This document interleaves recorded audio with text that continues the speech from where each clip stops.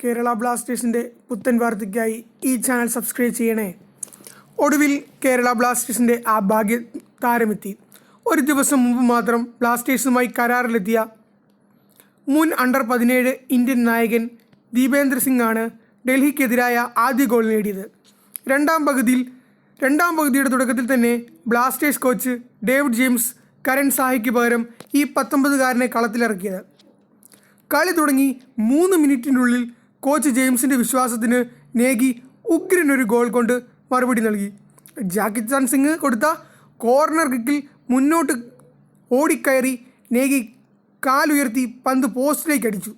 ഡൽഹി താരം കാലൂച്ചയുടെ തലയിലുരസി പന്ത് വലയിലേക്ക്.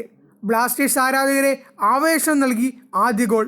58-ാം മിനിറ്റിൽ നേഗി വീണ്ടും പന്ത് പോസ്റ്റിലേക്ക് ലക്ഷ്യമാക്കി ഹെഡ് ചെയ്തുവെങ്കിലും ഇത്തവണ പന്ത് പുറത്തേക്ക് പോവുകയായിരുന്നു.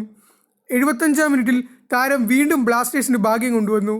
ഡൽഹി ബോക്സിന് തൊട്ട് മുമ്പ് നിന്ന പന്ത് കൈക്കലാക്കി ദീപേന്ദ്ര നേഗി എതിർ പ്രതിരോധത്തെ കീറിമുറിച്ച് ബോക്സിനുള്ളിൽ കയറി.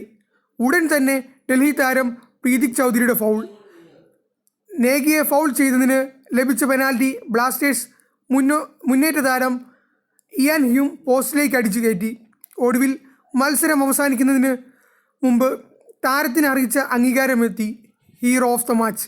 ഇനി മുതൽ ബ്ലാസ്റ്റേഴ്സിൻ്റെ ഹീറോ, നമ്മുടെ ഹീറോ. എന്നാൽ ബ്ലാസ്റ്റേഴ്സ് ആരാധകരുടെ അധികമാരും പേര് കേൾക്കാത്ത ഈ ബ്ലാസ്റ്റേഴ്സ് താരം നിസ്സാരക്കാരനല്ല. തൻ്റെ ശ്രദ്ധേയമായ പ്രകടനം കൊണ്ട് സ്പെയിനിലെ ഗുഹാണ്ട ഡിവിഷനിൽ ഒരു ടീമുമായി കരാറിലെത്തിയ താരമാണ് നേഗി. സ്പെയിനിൽ FC റയസ് ക്ലബ്ബുമായി താരം കരാറിലെത്തിയിരുന്നു.